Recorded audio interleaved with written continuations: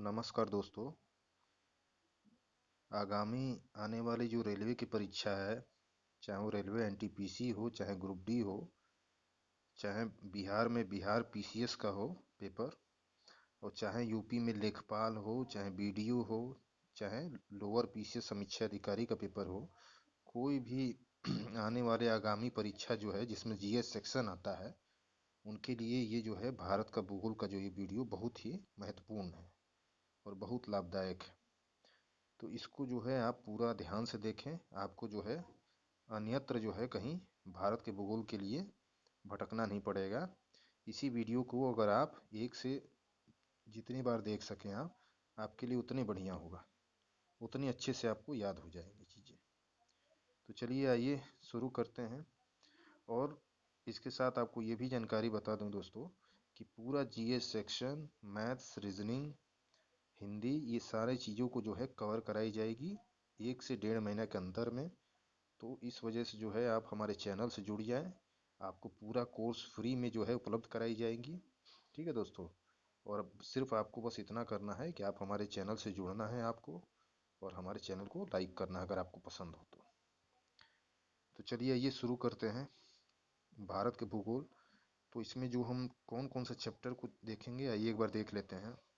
सामान्य परिचय देखेंगे, भौतिक विभाजन देखेंगे, भारत के राज्य केंद्र शासित प्रदेश को देखेंगे, भारत की प्रजाति जनजातियां, फिर भाषाएं देखेंगे, अपवाह तंत्र, जलवायु, प्राकृतिक आपदाएं, मिट्टियां, प्राकृतिक वनस्पति, सिंचाई एवं नहरें, बहुउद्देशीय नदी घाटी परियोजनाएं, और जो बचेगा विविध में देखेंगे।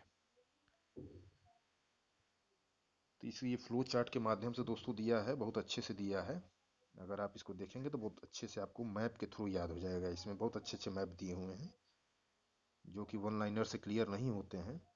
इसको अगर आप मैप के माध्यम से देखेंगे तो बहुत तेजी से कवर होंगे। चलिए समय न गवाते हुए शुरू करते हैं। बहुत तेजी से चलेंगे और जो चीज़ें नहीं समझ में आएंगी मैं आपको क्लियर कराऊंगा मैप के थ्रू, ठीक है। तो चलिए आइए शुरू करते हैं। तो भारत भारत के क्षेत्रफल देखेंगे हम लोग, अक्षांशीय विस्तार देखेंगे, ठीक है।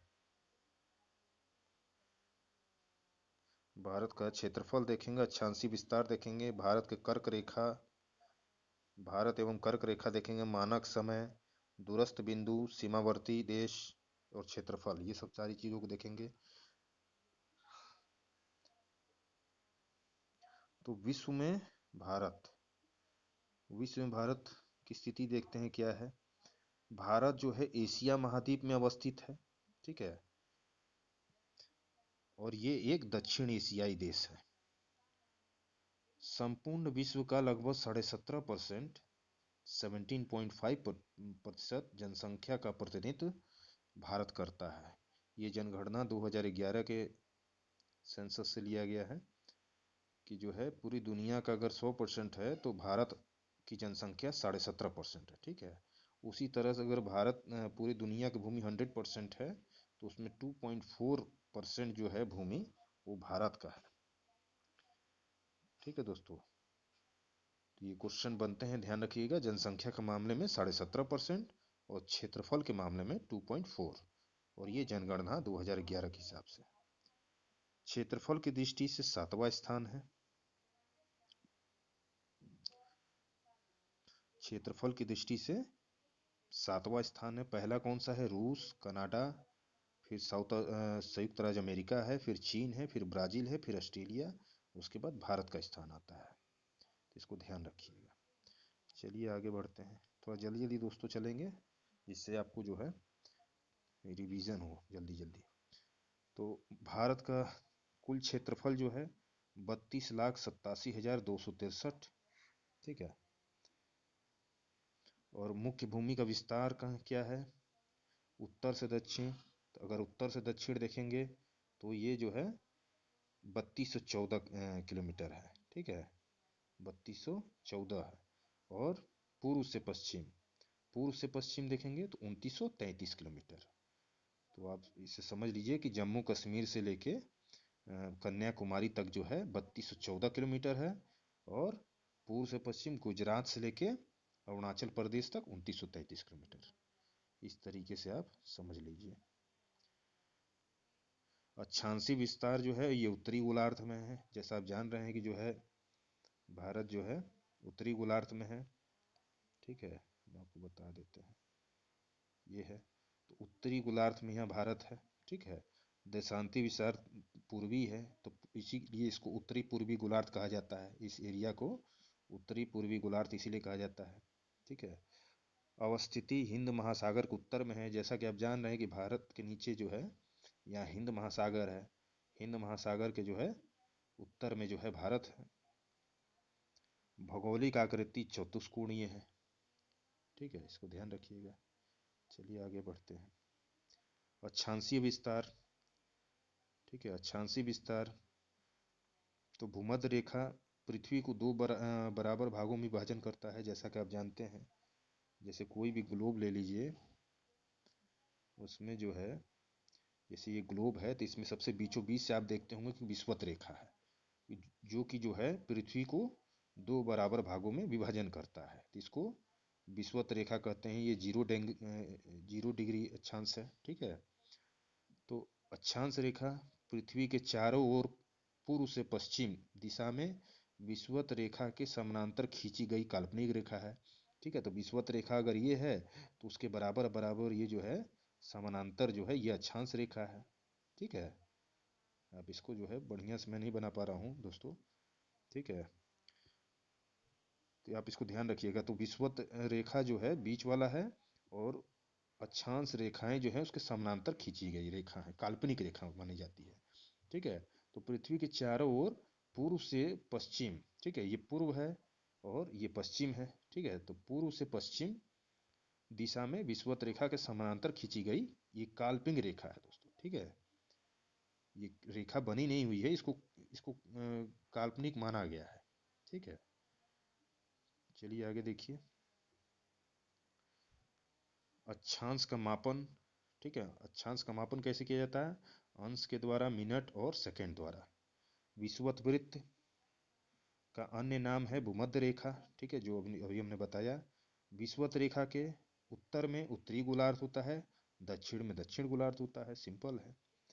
उत्तरी अक्षांश रेखाएं, ठीक है, भूमध्य रेखा जो है उत्तर दिशा में उत्तरी अक्षांश रेखाएं हैं और दक्षिण दिशा में दक्षिण अक्षांश रेखाएं हैं। जैसे मैं आपको बता रहा हूँ, ये ग्लोब है तो ये विषुवत रेखा है। तो ये जो उत्तर वाला क्षेत्र है ये उत्तर दिशा में उत्तरी अक्षांश रेखाएं हैं। ठीक है, और ये दक्षिण में जो है ये दक्षिण अक्षांश रेखाएं हैं।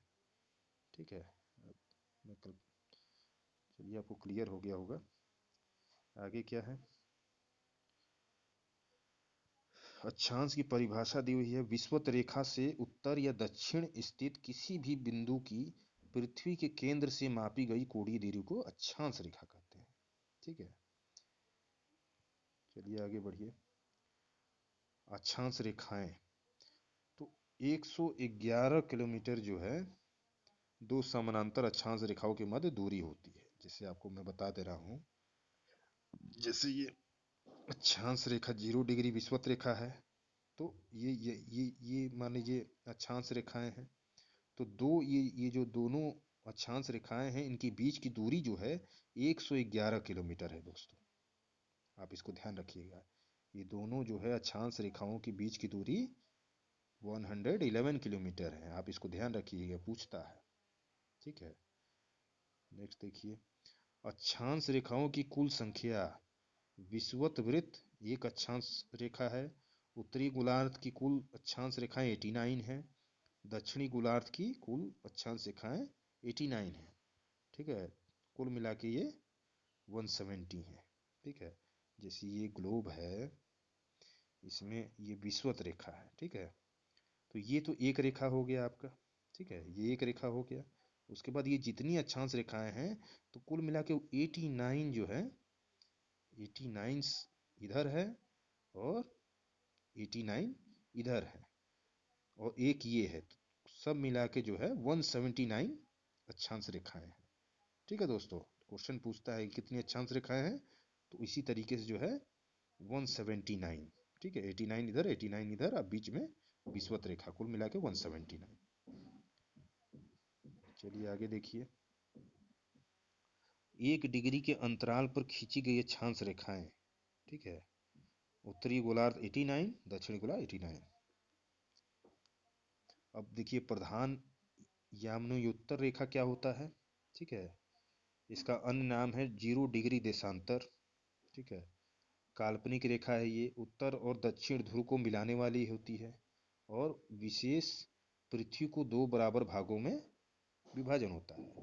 तो दोस्तों जो है, जैसे ये ग्लोब है, ठीक है, तो ये याम्योत्तर जो है इस तरीके से खींची गई है। आप जैसे समझ रहे थे कि अक्षांश, जैसे मैंने बताया कि आपको ऐसे ऐसे खींची गई थी, लेकिन ये जो याम्योत्तर जो है, प्रधान याम्योत्तर है, ये विश्व में इस तरीके से खींची गई है पूरे ग्लोब पर, ठीक है। आप इसको ध्यान रखिएगा, जो इंग्लैंड में लंदन में ग्रीनविच है, वहीं से ये चीज़ें जो है इस लाइन को खींची गई है, ठीक है। तो ये भी एक काल्पनिक रेखा है और ये भी पृथ्वी को 2 बराबर भागों में बांटता है और ये भारत में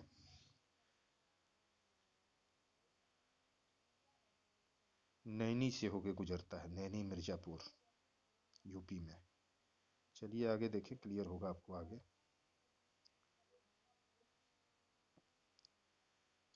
आगे देशांतर रेखाएं, देशांतर रेखाएं ये असमानांतर रेखाएं हैं, ठीक है, ये अक्षांश के तरह जो है ये समानांतर नहीं होते हैं, ठीक है।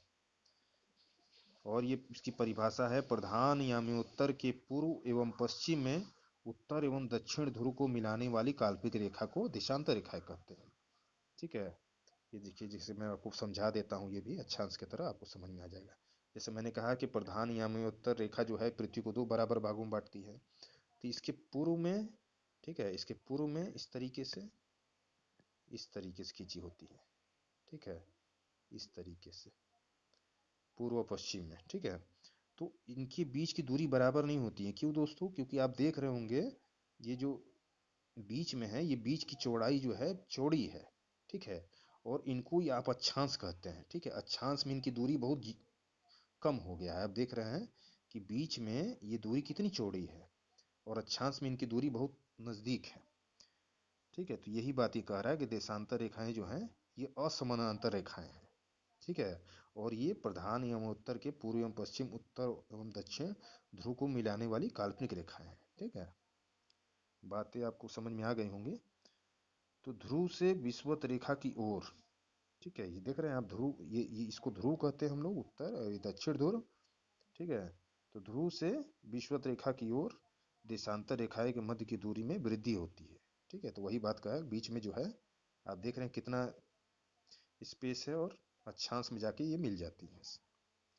विषुवत रेखा पर दो देशांतर रेखाओं के मध्य अधिकतम दूरी 111.33 किलोमीटर। इसको दोस्तों ध्यान रखिएगा, ये जो विषुवत रेखा है ये, तो यहाँ आप देख रहे हैं कि चौड़ाई कितना ज़्यादा है, आप देख रहे हैं ना, ये चौड़ाई कितना देशांतर का ज़्यादा है। तो यहाँ इसकी जो है चौड़ाई जो है 111.33 किलोमीटर है।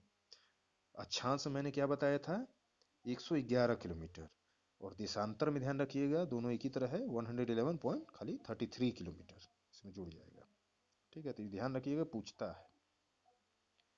नेक्स्ट आगे बढ़िए,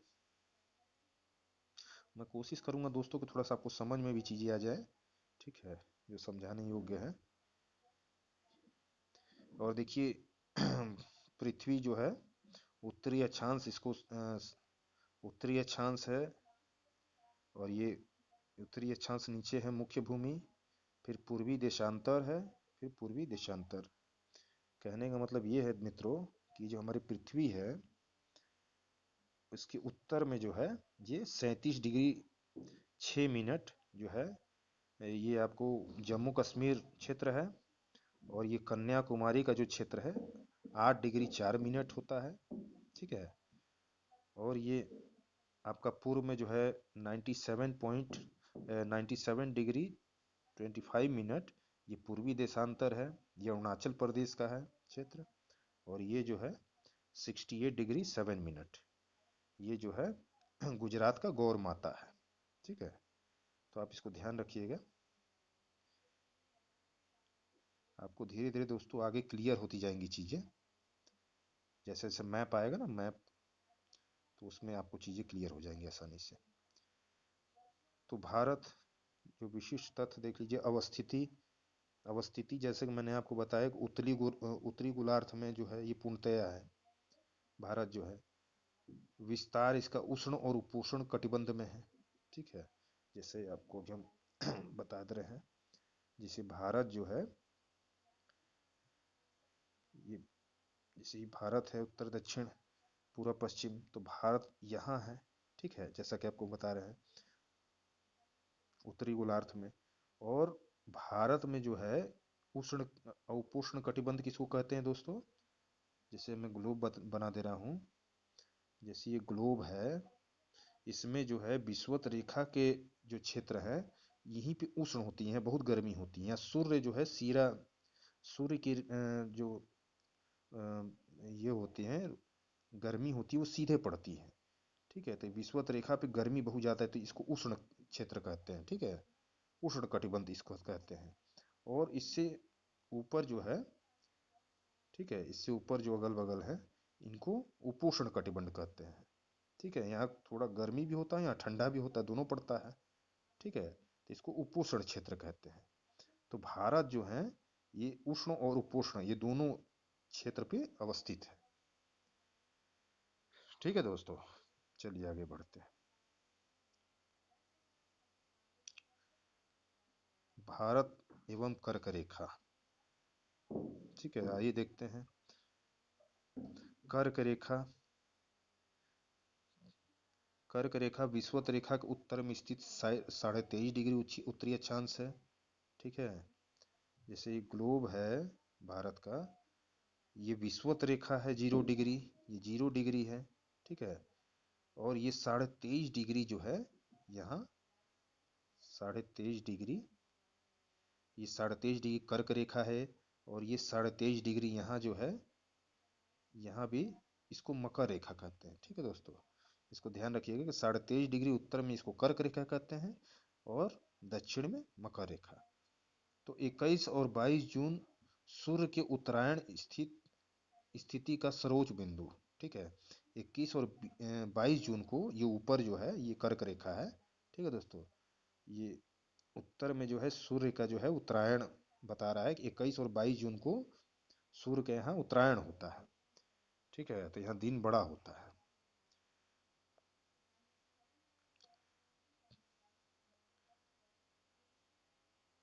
कर्क रेखा भारत के 8 राज्यों से संबंधित है। कर्क रेखा दोस्तों जो भारत में जो है 8 राज्यों से होकर गुजरती है। कौन कौन सा राज्य है? गुजरात, राजस्थान, मध्य प्रदेश, छत्तीसगढ़, झारखंड, पश्चिम बंगाल, त्रिपुरा, मिजोरम। अभी मैंने बताया ना कि विषुवत रेखा के ऊपर वाला जो 23.5 डिग्री पे है वो कर्क रेखा है, ठीक है। तो वो जो है भारत से गुजरती है और भारत के 8 राज्यों से गुजरती है। तो कौन कौन से राज्य हैं याद कर लीजिए? गुजरात, राजस्थान, मध्य प्रदेश, छत्तीसगढ़, झारखंड, पश्चिम बंगाल, त्रिपुरा, मिजोरम। अभी आगे जो दोस्तों भारत का मैप आएगा तो मैं आपको अच्छे से याद दिलवा दूंगा, ठीक है। अभी आगे मैप है तो उसमें आपको चीज़ें क्लियर हो जाएंगी, ठीक है। अभी मैं आपको याद दिलवा दूंगा। कर्क रेखा का गुजरना भारत के लगभग मध्य भाग से होकर गुजरता है, ठीक है।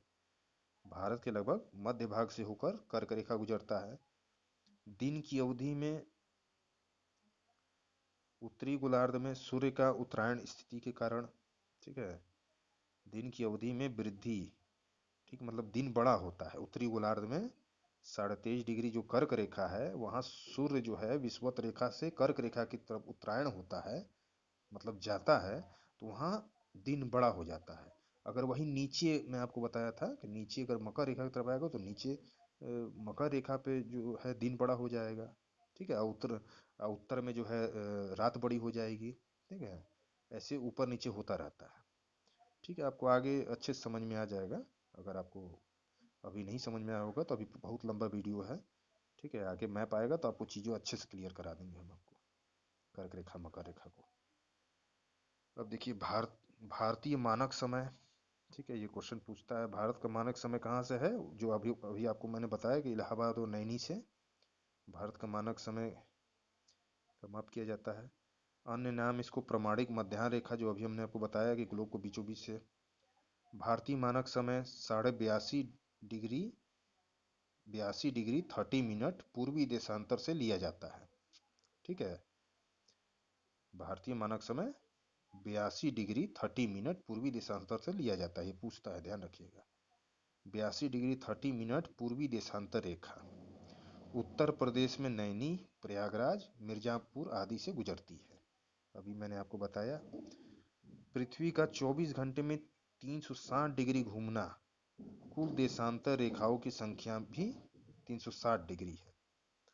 कहने का मतलब दोस्तों ये है कि पृथ्वी 24 घंटा में 360 डिग्री इस तरह से घूमती है। पेड़ कहाँ गया? पृथ्वी जो है ये 360 डिग्री ऐसे घूमती है, तो उसी तरीके से कुल देशांतर रेखाएं भी जो हैं ये भी 360 डिग्री हैं टोटल, ध्यान रखिएगा। आप 179 अक्षांश रेखा, आपको ध्यान होगा मैंने बताया था कि 179 जो है अक्षांश रेखाएं हैं और 360 जो है 360 देशांतर रेखाएं हैं संख्या के मामले में। और नेक्स्ट क्या है, भारतीय मानक समय। तो ग्रीनविच माध्य समय से 5.5 घंटा, मतलब 5 घंटा 30 मिनट आगे, कारण प्रधान यामानोत्तर के पूर्व में स्थित। ये दोस्तों अभी मैं आपको बता दे रहा हूँ कैसे क्या है।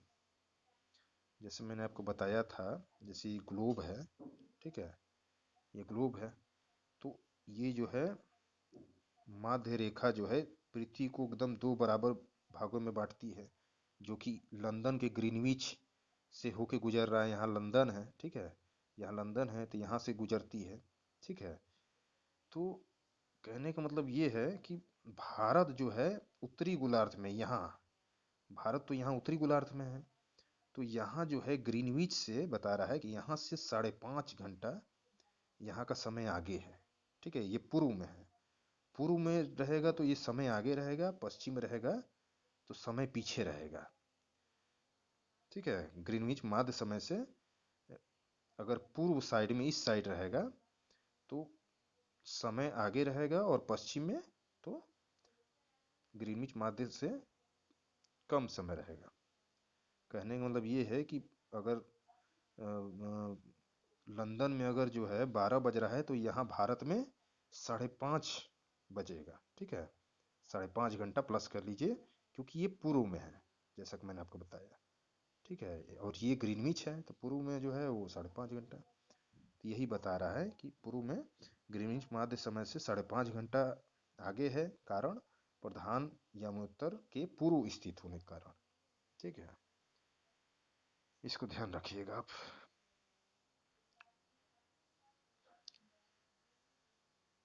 और जो है भारतीय मानक समय की यामानोत्तर रेखा 82.30 मिनट पूर्वी देशांतर का संबंध भारत के 5 राज्यों से। ठीक है, ये जो मैंने बताया आपको, ये जो प्रधान भारतीय मानक समय जो है यामानोत्तर रेखा जो मैंने आपको बताया ये भारत से गुजरती है, तो ये जो रेखा है ये भारत में 5 राज्यों से होकर गुजरती है। कौन कौन से राज्य हैं? उत्तर प्रदेश, मध्य प्रदेश, छत्तीसगढ़, उड़ीसा, आंध्र प्रदेश। ठीक है दोस्तों, इसको ध्यान रखिएगा, पूछता है उत्तर प्रदेश, मध्य प्रदेश, छत्तीसगढ़, उड़ीसा, आंध्र प्रदेश। ठीक है, आगे मैं पाएगा वो चीज़ें आपको सारी चीज़ें क्लियर हो जाएंगी, आपको मैं बता दूंगा। चलिए आगे देखिए, विशिष्ट तथ्य देख लीजिए। कुल देशांतर रेखाएं 180 पूर्व, 180 पश्चिम, कुल 360 डिग्री मैंने आपको बताया। महान वृत्त सभी देशांतर रेखाएं द्वारा पृथ्वी को 2 बराबर भागों में विभाजन, इसी को महान वृत्त कहते हैं। प्रधान यामानोत्तर रेखा, ठीक है, इसके बारे में देख लीजिए क्या दिया है। प्रधान यामानोत्तर जो है से पूर्व दिशा में जाने पर समय जीएमटी से आगे होता है, जो मैंने आपको समझाया है अभी कि पूर्व में समय ज़्यादा हो जाता है और पश्चिम में समय कम हो जाता है। से पश्चिम दिशा में जाने पर समय जीएमटी से पीछे, जीएमटी क्या है? Greenwich time. ठीक है, आपको मैंने पहले ही बता दिया था। 0 डिग्री से 180 डिग्री पूर्व जाने पर समय की गणना ग्रीनविच माध्य समय से 12 घंटे आगे। ठीक है। 0 डिग्री से 180 पश्चिम जाने पर समय की गणना ग्रीनविच माध्य समय से 12 घंटा पीछे। ठीक है, मैंने आपको बता दिया था कि पूर्व में बढ़ेगा और भारत 5.5 घंटा आगे है। ठीक है, ग्रीनविच समय से, क्योंकि पूर्व में है। 180 डिग्री पूर्वी 180 डिग्री पश्चिमी देशांतरों में समय का अंतर 24 घंटे का है। ठीक है। अंतर्राष्ट्रीय तिथि रेखा काल्पनिक रेखा का संबंध भूपृष्ठ पर 180 डिग्री पूर्व एवं पश्चिम यमुनोत्तर के लगभग साथ साथ स्थल खंडों को छोड़कर निर्धारित की गई है। ये छोटे छोटे फैक्ट थे, इसको आप देख लीजिएगा। अब दूरस्थ राज्य बिंदु। भारत के सुदूर राज्य 31 अक्टूबर 2019 को निर्धारित किया गया है। इसको आप ध्यान रखिए। सुदूर उत्तरी राज्य क्या है? हिमाचल प्रदेश। सुदूर दक्षिणी राज्य तमिलनाडु और पश्चिमी राज्य गुजरात और पूर्वी राज्य अरुणाचल प्रदेश। राज्यों एवं संघ राज्य क्षेत्रों में सर्वाधिक सुदूर स्थित क्षेत्र है। उत्तरी भाग में लद्दाख, जैसा कि आप जान रहे होंगे भारत के मैप के हिसाब से, उत्तर में लद्दाख है। दक्षिण भाग में अंडमान निकोबार, जो कि दक्षिणतम बिंदु है। तो भारत की सुदूर बिंदु जो है आपको यहाँ समझ में आएंगी। लद्दाख क्षेत्र को जो है इंदिरा कॉल कहते हैं। ठीक है, ये उत्तरी बिंदु है। पश्चिमी दक्षिण बिंदु क्या है? इंदिरा पॉइंट। ठीक है, इंदिरा पॉइंट कहते हैं, जो कि ग्रेट निकोबार द्वीप समूह। दक्षिण बिंदु इंदिरा पॉइंट है, ग्रेट बड़ा निकोबार द्वीप समूह में जो है का आखिरी पॉइंट है। और दक्षिणतम बिंदु अगर कन्याकुमारी का हो तो ये भारत की मुख्य भूमि का दक्षिणतम बिंदु है, कन्याकुमारी। ठीक है, और पश्चिम बिंदु जो है गुहार मोती गुजरात का, और पूर्वी बिंदु किबिथु अरुणाचल प्रदेश का। तो आप इसको ध्यान रखिएगा, कभी कभी पूछ देता है। उत्तरी बिंदु जो है लद्दाख का इंदिरा कॉल। दक्षिण बिंदु दक्षिण जिसको इंदिरा पॉइंट कहते हैं, ये ग्रेट निकोबार द्वीप समूह का है। अब भारत का मुख्य भूमि अगर क्वेश्चन पूछेगा तो कन्याकुमारी का जो है, कन्याकुमारी जो है भारत की मुख्य भूमि का आखिरी क्षेत्र है। अब सीमावर्ती देश देख लेते हैं, भारत के पड़ोसी देश। तो दो प्रकार की सीमाएं हैं, प्राकृतिक और एक मानव निर्मित। एक ईश्वर द्वारा बनाया गया नासवर है और एक मानव द्वारा निर्मित है। ठीक है, तो स्थलीय सीमा जो है देख लीजिए। दिशा और देश, उत्तर में जो है चीन और नेपाल है भारत के। ठीक है, उत्तर में भारत के मैप में देखेंगे तो चीन और नेपाल है। उत्तर पश्चिम में अफगानिस्तान है, छोटा सा 106 किलोमीटर का बॉर्डर बनाता है भारत से। पश्चिम में पाकिस्तान है, पूर्व में बांग्लादेश और म्यांमार है, उत्तर पूर्व में भूटान है। मानव निर्मित सीमा देखिए, ये मानव निर्मित पाकिस्तान से जो बॉर्डर बनाया गया है और बांग्लादेश से, ये मानव निर्मित है। इसको रेड क्लिफ रेखा बताया जाता है। दोनों पाकिस्तान से भी बॉर्डर को रेड क्लिफ कहा जाता है और बांग्लादेश के भी जो है बॉर्डर रेखा को रेड क्लिफ लाइन कहा जाता है। निकटतम पड़ोसी देश कितने हैं? 9 हैं भारत के। कौन कौन से हैं? पाकिस्तान, अफगानिस्तान, चीन, नेपाल, भूटान, म्यांमार, बांग्लादेश, मालदीव, श्रीलंका। पाकिस्तान मानव निर्मित और प्राकृतिक दोनों प्रकार से भारतीय सीमा का साझेदार है, देश है। ठीक है, ये प्राकृतिक भी है और मानव निर्मित भी है। दोनों प्रकार की सीमा का जो है साझेदार देश है पाकिस्तान। और भारत की भू सीमा जो है 15,106.7 किलोमीटर। द्वीप क्षेत्र सहित तटरेखा जो है ये 7516.6 किलोमीटर। ध्यान रखिएगा। अब कुछ महत्वपूर्ण तथ्य देख लीजिए। भारत का वह स्थान जहां बंगाल की खाड़ी अरब सागर तथा हिंद महासागर में मिलते हैं। कहाँ मिलते हैं? कन्याकुमारी तमिलनाडु, जो कि भारत का जो है दक्षिणतम बिंदु है, मुख्य भूमि का। ठीक है। तो भारत का वह स्थान जहाँ बंगाल की खाड़ी, अरब सागर तथा हिंद महासागर मिलते हैं, तो कहाँ मिलते हैं? कन्याकुमारी तमिलनाडु। वह भारतीय राज्य जो तीन तरफ से बांग्लादेश से घिरा हुआ है, तो त्रिपुरा। भारत तथा पाकिस्तान के मध्य सीमा रेखा उदाहरण है अध्यारोपित सीमा का। ठीक है। अध्यारोपित मतलब मानव निर्मित, मतलब थोपा गया है, बनाया गया है। ठीक है। तो भारत तथा पाकिस्तान के मध्य सीमा रेखा उदाहरण है अध्यारोपित सीमा कहलाता है। भारतीय मानक समय एवं ग्रीनविच मध्य समय के मध्य अंतर कितना है? 5.5 घंटे का। मैंने आपको बताया कि 5.5 घंटा आगे है भारत का मानक समय ग्रीनविच समय से। ठीक है। भारतवर्ष में गांवों की संख्या कितनी है? 6,40,932, 6,40,932। ठीक है। गांवों की संख्या है, ये जनगणना 2011 के हिसाब से। भारत की सबसे लंबी स्थलीय सीमा बांग्लादेश के है, जबकि सबसे छोटी स्थलीय सीमा अफगानिस्तान के साथ है।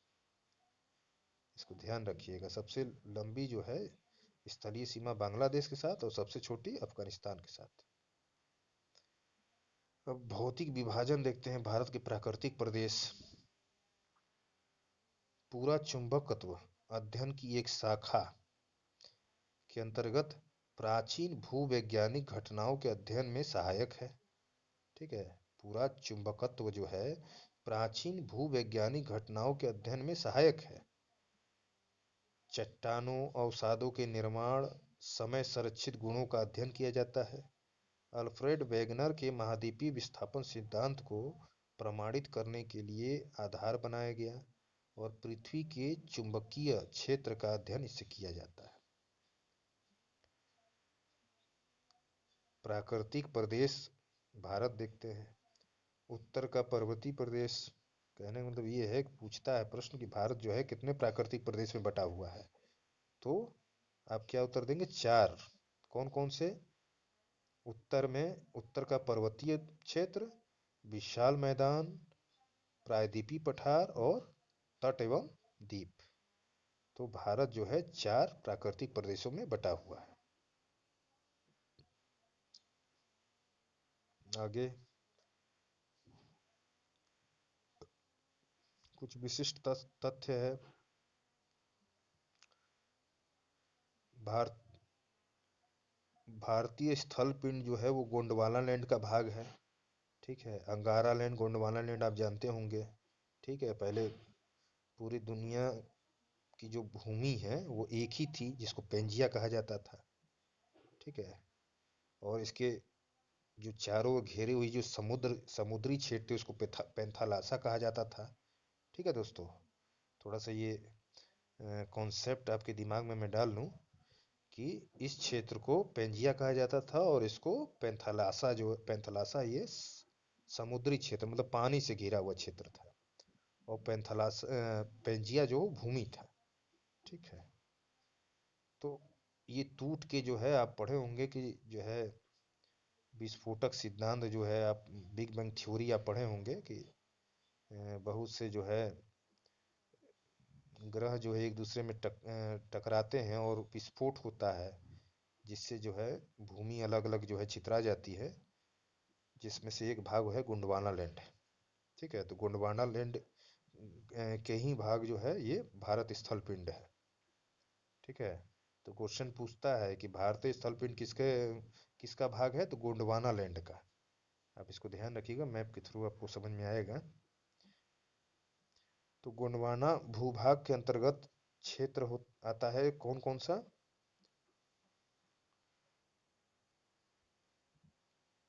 तो आपको मैं बता दूं कि पेंजिया जो है, पेंजिया, जैसे मान लीजिए ये पेंजिया है, तो ये जब महाविस्फोटक सिद्धांत द्वारा जब विस्फोट होता है, ये दो भागों में टूट के अलग हो जाता है। ठीक है।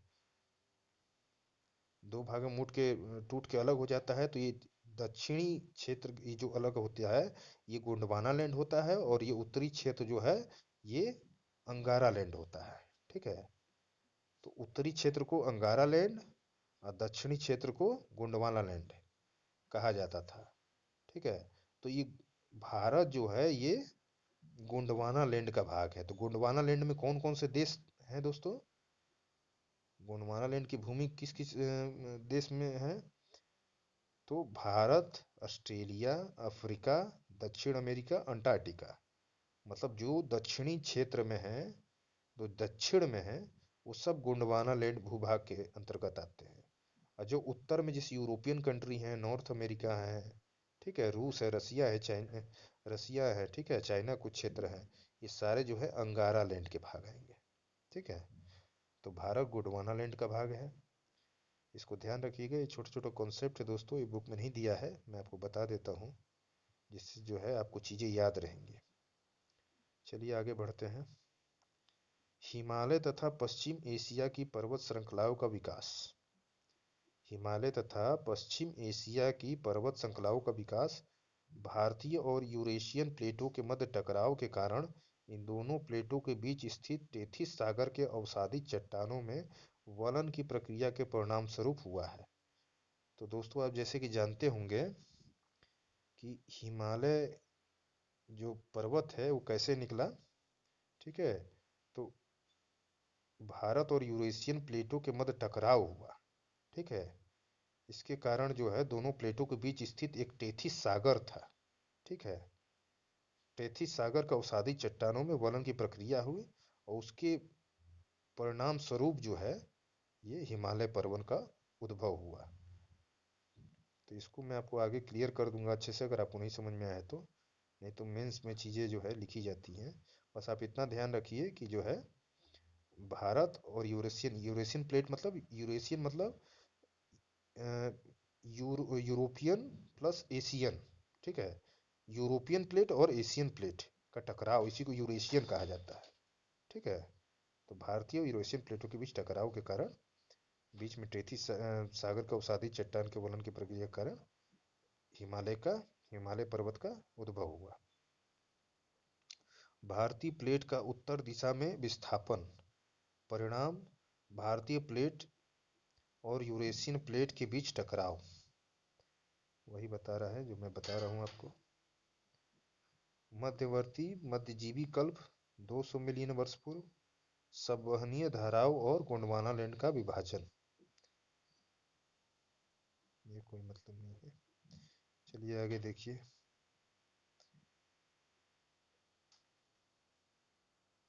अब देखेंगे हम लोग प्रायद्वीपीय पठार से संबंधित तथ्य। पृथ्वी की सतह का प्राचीनतम भाग, पृथ्वी की सतह का प्राचीनतम भाग है क्या? प्रायद्वीपीय पठार। ठीक है, प्रायद्वीपीय पठार जो है भारत के दक्षिण में, आप देख रहे होंगे जैसे ये भारत का मैप है। ठीक है, ये भारत का नक्शा है मान लीजिए। ठीक है, तो ये दक्षिणी जो क्षेत्र है ये दक्षिण प्रायद्वीपीय पठार है। ठीक है, ये प्रायद्वीपीय पठार है, जहाँ आप महाराष्ट्र से लेके जो है ये कर्नाटक तक का जो क्षेत्र है ये प्रायद्वीपीय पठार है। तो पृथ्वी की सतह का प्राचीनतम भाग है ये। ठीक है, ठीक है, भारत का सर्वाधिक स्थिर भाग। ठीक है, ये भारत का सर्वाधिक स्थिर भाग है, मतलब यहाँ अपर्दन अपर्दन उतना ज़्यादा नहीं होता है, जो हवाएं जो है अपर्दन हो जाता है, यहाँ की भूमि उड़ के कहीं और चली जाती है, इस तरीके से उत्तरी भारत में दोस्तों होता है ऐसा। ठीक है, मिट्टियाँ अपर्दन करके जो है दूर चली जाती हैं, लेकिन यहाँ नहीं होता है। यहाँ भारत जो है सर्वाधिक स्थिर है, सर्वाधिक स्थिर भाग है यहाँ प्रायद्वीपीय भाग। प्रायद्वीपीय पठार का बहिर्शायी मेघालय का पठार है। ठीक है, तो ये आप देखते होंगे कि नॉर्थ ईस्ट इलाके में ये जो मेघालय है, ठीक है, ये मेघालय भी पठार है दोस्तों, मेघालय का पठार, और इसी प्रायद्वीपीय पठार का ये हिस्सा है, ये टूट के आगे निकल गया है। ठीक है, तो इसी को जो है मेघालय का पठार कहते हैं। तो कहने का मतलब पूछता है कि मेघालय का पठार किसका हिस्सा है, तो प्रायद्वीपीय पठार का ही जो है हिस्सा है, ये टूट के अलग हो गया है। ठीक है, इसको ध्यान रखिएगा। भ्रंशन के कारण प्रायद्वीपीय भारत से मालदा गैप द्वारा पृथक। ठीक है, ये दोनों अलग हो गए हैं। ये पहले प्रायद्वीपीय पठार का हिस्सा था और मालदा गैप द्वारा, ठीक है, प्रायद्वीपीय भारत से मालदा गैप द्वारा पृथक हुआ है। प्रायद्वीपीय पठार का निर्माण आग्नेय एवं रूपांतरित शैलों वाली कम ऊंची पहाड़ियों एवं चौड़ी घाटियों से हुआ है। ठीक है, इसको ध्यान रखिएगा। आग्नेय एवं रूपांतरित शैलों वाली कम ऊंची पहाड़ियों एवं चौड़ी घाटियों से प्रायद्वीपीय पठार का निर्माण हुआ है। यहाँ पर्वतें इसी वजह से इतनी ऊंची नहीं होती हैं। ठीक है, कुछ परीक्षा उपयोगी तथ्य देखते हैं। हिमालय की पूरी पर्वत श्रृंखला दर्शाती है युवा स्थलाकृति स्थलाकृति को। युवा स्थलाकृति को क्यों? क्योंकि हिमालय नया पर्वत है। नया मतलब अभी तुरंत का नहीं है, लेकिन अरावली उरावली बहुत प्राचीन पर्वत है और हिमालय जो है इनको युवा स्थलाकृति उनके आगे कहा जाता है। ठीक है, अत्यधिक ऊंचे शिखर, गहरी घाटियों तथा तेज बहने वाली नदियों से संबंधित है हिमालय पर्वत श्रृंखला। ये जितने ये तथ्य हैं दोस्तों, ये सब एग्जाम में कई बार आए हुए हैं। इन क्वेश्चन को ध्यान रखिएगा, ये हर एग्जाम में पूछे जाते हैं, चाहे रेलवे हो चाहे पीसीएस के कोई एग्जाम हो चाहे कोई एग्जाम हो। पाताल तोड़ कुएं पाए जाते हैं हिमालय के तराई क्षेत्र में। ठीक है, जैसा कि हम आपको बता दें, जैसे ये हिमालय का क्षेत्र है, ठीक है, ये भारत का मैप के हिसाब से ये हिमालय का क्षेत्र है। इस यहाँ 3 क्षेत्र हैं। ये महान हिमालय है, मध्य हिमालय है, शिवालिक हिमालय है। ठीक है, ये 3 आगे आपको क्लियर होगा भारत के मैप में। महान हिमालय ऊपर वाला है, मध्य हिमालय, फिर शिवालिक हिमालय। फिर शिवालिक हिमालय के जो नीचे का थोड़ा हिस्सा है, इसी को तराई क्षेत्र कहते हैं। ठीक है, यहाँ दलदली भूमि होती है। ठीक है, यहाँ दलदली क्षेत्र होते हैं, इन्हीं को तराई क्षेत्र कहा जाता है। इसको आपको समझाने के मैं आपको बता रहा हूँ, आगे आपको क्लियर हो जाएगा अच्छे से। तो पाताल तोड़ कुएं कहाँ पाए जाते हैं? हिमालय के तराई क्षेत्र में। आइए आगे देखते हैं। ट्रांस हिमालय, जो कि हिमालय का सबसे ऊपरी क्षेत्र है, उसको ट्रांस हिमालय कहते हैं और ये तिब्बत क्षेत्र में है दोस्तों, ध्यान रखिएगा। ट्रांस हिमालय जो है ये भारत में नहीं है, तिब्बत क्षेत्र में। और तिब्बत कहाँ है? चाइना में है। चाइना अब उसको अपना मानता है। तो हिमालय की सबसे प्राचीन श्रेणी कहा जाता है ट्रांस हिमालय को। अन्य नाम इसको तिब्बत हिमालय कहा जाता है। प्रमुख पर्वत श्रेणियां इसी पे काराकोरम केटू है। ठीक है, लद्दाख है, जास्कर और कैलाश। ठीक है, इसी पे काराकोरम केटू है, लद्दाख है, जास्कर है, कैलाश है। कैलाश पर्वत ट्रांस हिमालय पर्वत माला के पश्चिमी हिस्से में स्थित है। जो कैलाश पर्वत लोग दर्शन करने जाते हैं वो कहाँ है? ट्रांस हिमालय पर्वत माला के पश्चिम हिस्से में स्थित है। ठीक है, कभी दर्शन करना होगा तो जाइएगा। आइए कुछ महत्वपूर्ण तथ्य देख लेते हैं। भारत की उत्तरी सीमा पर विस्तृत हिमालय भूगर्भीय रूप से युवा एवं बनावट के दृष्टिकोण से नवीन वलित पर्वत श्रृंखला है। नवीन वलित पर्वत मतलब नया बना हुआ पर्वत। ठीक है, विश्व की सबसे ऊंची पर्वत श्रेणी है हिमालय। सबसे ऊंची पर्वत श्रेणी हिमालय है। महान हिमालय के वलय की प्रकृति है असममित। ठीक है, हिमालय अपनी वर्षा का अधिकांश भाग प्राप्त करता है दक्षिण पश्चिमी मानसून से।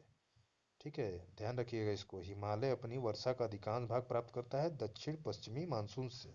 दक्षिण मतलब दक्षिण और पश्चिम से आए। ठीक है, और आपको जानकारी के लिए बता दें कि भारत में जो सर्वाधिक वर्षा होती है मानसून में, तो वो दक्षिण पश्चिमी मानसून से ही वर्षा होती है। ठीक है, और इसी वर्षा से हिमालय में भी अधिकांश वर्षा होती है। हिमालय की रचना समानांतर वलय श्रेणियों से हुई है, जिसमें से प्राचीनतम श्रेणी है बृहद हिमालय श्रेणी।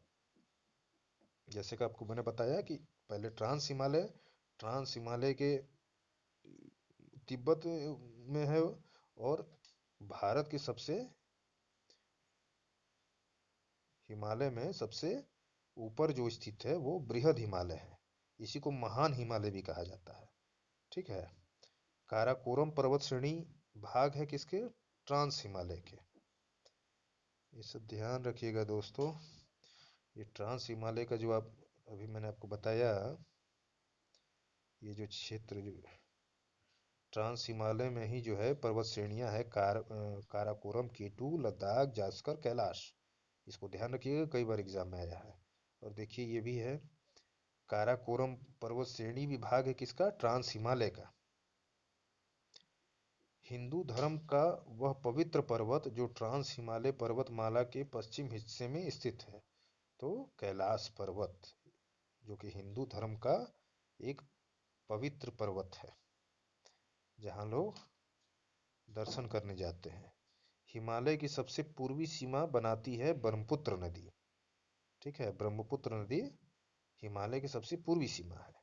हिमालय की चौड़ाई अरुणाचल प्रदेश में 150 किलोमीटर है, जबकि कश्मीर में इसकी चौड़ाई 400 किलोमीटर है।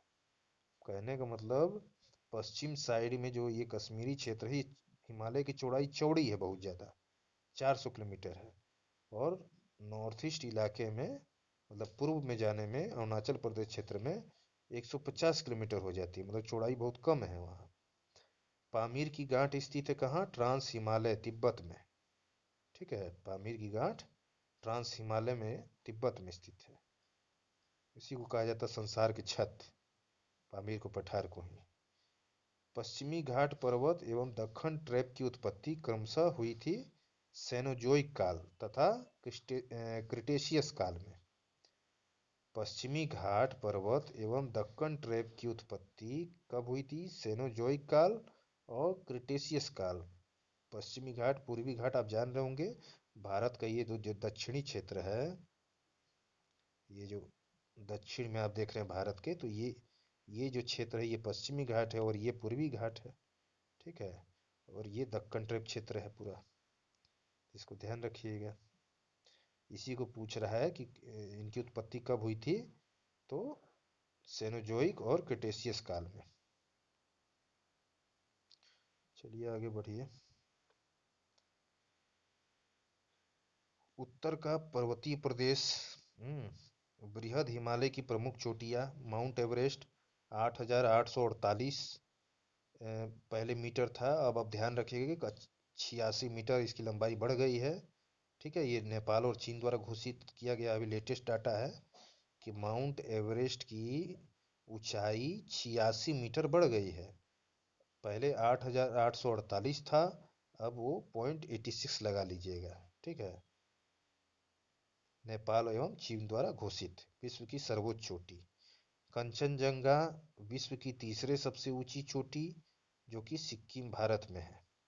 ठीक है, यहाँ पे दोस्तों एक ध्यान रखिएगा, पूछेगा कि जो है भारत की सबसे ऊंची चोटी, ठीक है, तो आपको केटू मानना है। ठीक है, माउंट एवरेस्ट कहाँ है? नेपाल में है। और पूछेगा कि भारत सबसे हिमालय की सर्वोच्च चोटी भारत में स्थित कहाँ है, तो आप कंचनजंगा मारेंगे, माउंट केटू इसलिए नहीं मारेंगे क्योंकि अगर भारत में पूछेगा तो आप कंचनजंगा बताएंगे, और भारत की पूछेगा तो केटू मारेंगे। केटू इस समय कहाँ है? पीओके में। ठीक है, तो आप इस चीज़ को ध्यान रखिएगा कि अगर भारत में स्थित पूछेगा तो आप कंचनजंगा मारेंगे, अब भारत का, ठीक है, पूछेगा तो केटू पर्वत सबसे ऊंचाई पर, सबसे ऊंचा है। बृहद हिमालय, अन्य नाम इसका ग्रेट या महान बृहद हिमालय को ही महान हिमालय, ग्रेट हिमालय, हिमाद्री है, आंतरिक हिमालय, ये इन नामों से जाना जाता है। ध्यान रखिएगा। हिमालय की दूसरी सबसे प्राचीन श्रेणी है, हिमालय की दूसरी सबसे प्राचीन श्रेणी कौन सा है? बृहद हिमालय। पहला कौन सा है? ट्रांस हिमालय, और दूसरा क्या है? बृहद हिमालय। इसका निर्माण कब हुआ है? ओलिगोसिन युग में। ठीक है, अन्नपूर्णा और धौलागिरी चोटी क्रमशः नेपाल के उत्तर मध्य और मध्य क्षेत्र में स्थित है। ठीक है, कहाँ स्थित है? नेपाल के उत्तर मध्य और मध्य क्षेत्र में अन्नपूर्णा और धौलागिरी चोटी है, इसी पर्वत पे स्थित है, बृहद हिमालय पे। चलिए आगे बढ़िए। देखिए मैप आ गया, अब यहाँ आपको चीज़ें अच्छे से समझ में आएंगी। ठीक है, जैसे यहाँ मैं आपको बता देता हूँ अच्छे से। देखिए अभी बात हो रही थी ट्रांस हिमालय, तो ट्रांस हिमालय क्षेत्र जो है ये है, ये क्षेत्र जो है ये ट्रांस हिमालय इस साइड है, महान हिमालय यहाँ है। ठीक है,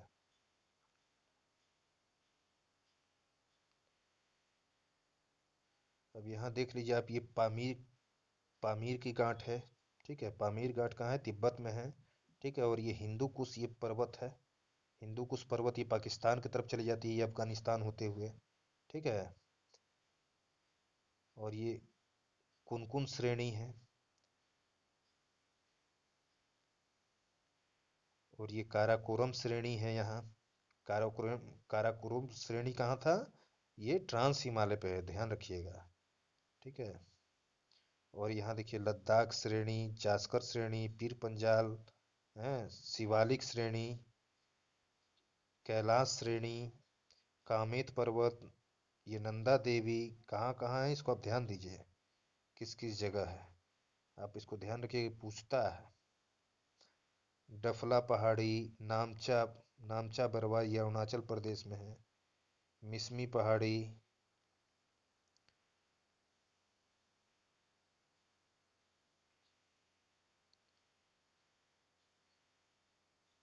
गारो, खांसी, जयंतिया ये नॉर्थ ईस्ट में है, मेघालय में।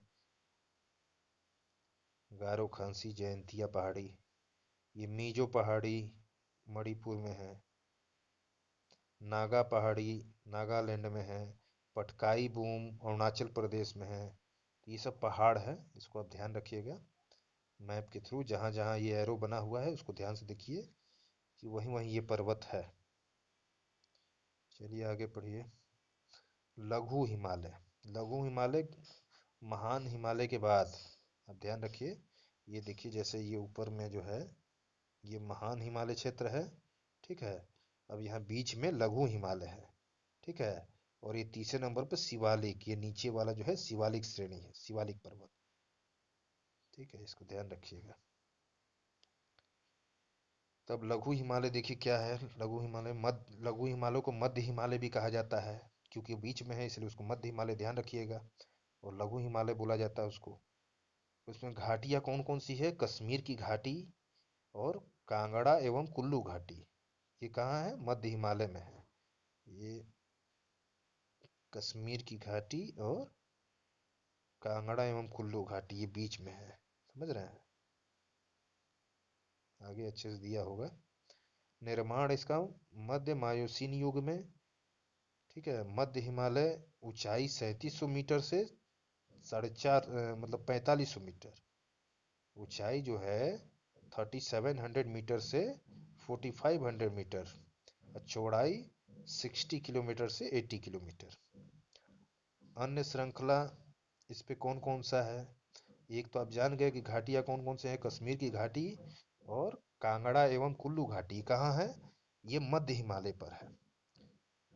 और श्रृंखला कौन कौन सी है मध्य हिमालय पे, धौलाधर, महाभारत। ठीक है, इसको ध्यान रखिएगा, पूछता है कौन कौन श्रृंखला है, धौलाधर और महाभारत। पीर पंजाल सबसे लंबी श्रृंखला है मध्य हिमालय पे। ठीक है, पीर पंजाल सबसे लंबी श्रृंखला है मध्य हिमालय क्षेत्र पे।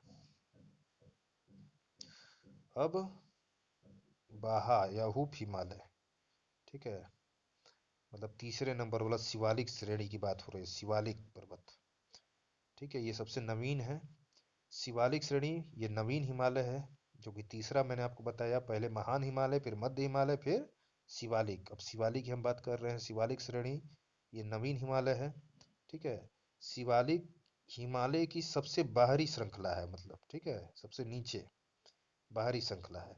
निर्माण इसका कब हुआ था, प्लायोसीन युग में।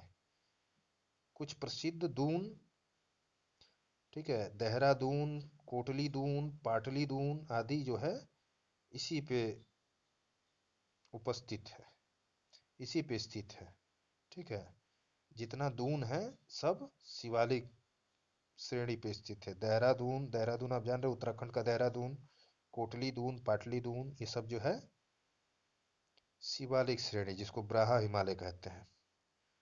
दून लघु हिमालय तथा शिवालिक के बीच स्थित लंबवत घाटी है। ठीक है, अब ये ध्यान रखिएगा आप, जो बीच का हिमालय है जिसको लघु हिमालय हम लोग कहते हैं, और शिवालिक, ये दोनों के बीच जो है ये दून जो है स्थित है। जो देहरादून है, कोटली दून, प्लाटी दून, पाटली दून, ठीक है, ये लघु हिमालय तथा शिवालिक के बीच स्थित लंबवत घाटी है। ऊंचाई 900 से 1100 मीटर, चौड़ाई 10 से 50 किलोमीटर। अब हिमालय का भौगोलिक विभाजन, इसको समझ लीजिए थोड़ा सा। हिमालय का भौगोलिक विभाजन, वर्गीकरण नदी घाटियों की सीमाओं के आधार पर। ठीक है, नदी घाटियों की सीमाओं के आधार पर, मतलब नदियों के हिसाब से जो है, नदी घाटियों की सीमाओं के आधार पर उसका जो है भौगोलिक विभाजन किया गया है। पश्चिम से पूर्व, मतलब देखिए हिमालय जो है, पंजाब हिमालय को 4 हिस्से में बांटा गया है। ठीक है, भौतिक विभाजन से आप देख रहे हैं कि पंजाब हिमालय, कुमायूं हिमालय, नेपाल हिमालय और असम हिमालय। ठीक है, हिमालय को 4 भागों में विभाजित किया गया है। तो पंजाब हिमालय के अंतर्गत जो है सिंधु नदी और सतलज नदी होगा। ठीक है, नदी घाटियों की सीमाओं के आधार पर ही इसका विभाजन हुआ है। ठीक है, तो पंजाब हिमालय में कौन कौन सी नदी आ जाएगी? सिंधु नदी और सतलज नदी।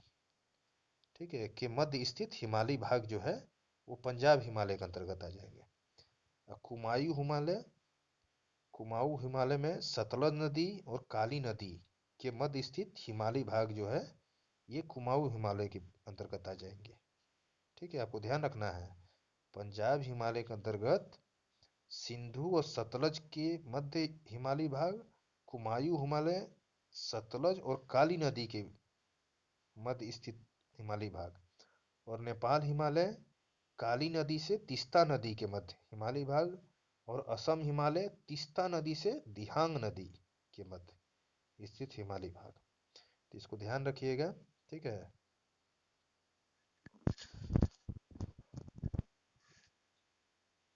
इसको ध्यान रखिएगा कि सिंधु सतलज के मध्य जो है पंजाब हिमालय, कुमायूं, सतलज और काली नदी, नेपाल हिमालय काली और तीस्ता नदी, और असम हिमालय तीस्ता नदी और दिहांग नदी के मध्य। आगे आपको मैप से क्लियर होगा।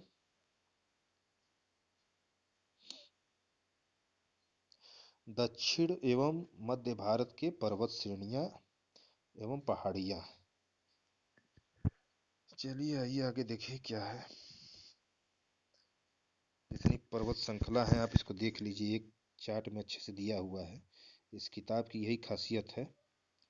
ठीक है, दक्षिण एवं मध्य भारत की पर्वत श्रेणियां एवं पहाड़ियां, जितनी पहाड़ियां हैं आप देख लीजिए। देखिए ये अरावली पर्वत श्रृंखला है जो कि गुजरात से दिल्ली तक जाती है। ये सबसे प्राचीन पर्वत है पूरे विश्व में। विश्व की सबसे प्राचीन पर्वत श्रृंखलाओं में से एक है अरावली पर्वत श्रृंखला। ये ध्यान रखिएगा, ये गुजरात से दिल्ली जाती है। और देखिए डाफला, ठीक है, मिसमी पहाड़ी, नागा हिल्स, मीजो हिल्स, गारो खासी जयंतिया पहाड़ी, ये किस किस जगह है आप इसको ध्यान रखिए। डफला, ठीक है, डफला जो है सिक्किम में है, मिसमी जो है ये आपका असम में भी आएगा, और ये आपके पूरे अरुणाचल प्रदेश में भी आएगा। नागा हिल्स आपका नागालैंड, गारो खासी जयंतिया आपके जो है मेघालय क्षेत्र और मिजोरम क्षेत्र में साइड में आएगा। मीजो आपका मणिपुर क्षेत्र में आएगा। ये सब ध्यान रखिए आप। विंध्य पर्वत, ठीक है, विंध्य पर्वत जो है आपको उत्तरी भारत और दक्षिणी भारत में जो है विंध्य पर्वत विभाजन करता है। ठीक है, इसको ध्यान रखिएगा आप। विंध्य पर्वत, कैमूर पहाड़ी, हजारीबाग पठार, रामगढ़ पहाड़ी, गड़जात पहाड़ी, मलयगिरी पहाड़ी, दंडकारण्य क्षेत्र, ठीक है, दंडकारण्य क्षेत्र उड़ीसा में है। सतपुड़ा, यहाँ देखिए आप सतपुड़ा पर्वत श्रृंखला, ठीक है। अजंता, सतमाला पहाड़ी, गिर की पहाड़ी, बालाघाट श्रृंखला, हरिश्चंद्र श्रृंखला, नल्ला मलाई पढ़ाई, नल्ला मलाई पहाड़ी, फिर नीलगिरी पहाड़ी, जवादी पहाड़ी, सेवराय पहाड़ी, ये दोदा बेटा दक्षिण भारत के जो है दूसरी चोटी है। सबसे बड़ी चोटी कौन सा है? अन्नामलाई पहाड़ी, ठीक है। दक्षिण भारत की सबसे ऊंची चोटी कौन सी है? अन्नामलाई पहाड़ी। और दूसरे नंबर पे दोदा बेटा। और सबसे दक्षिण में भारत में सबसे दक्षिण में कौन सा पहाड़ है? तो कार्डमम पहाड़ी। यहाँ ध्यान रखिएगा, ये तीनों क्वेश्चन पूछता है। कौन कौन सा? सबसे दक्षिण में कौन सा स्थित पहाड़ी है? तो कार्डमम पहाड़ी। और सबसे ऊंचा कौन सा पहाड़ी है दक्षिण भारत का? अन्नामलाई पहाड़ी। और दूसरे नंबर पे कौन है ऊंचाई में? दोदा बेटा।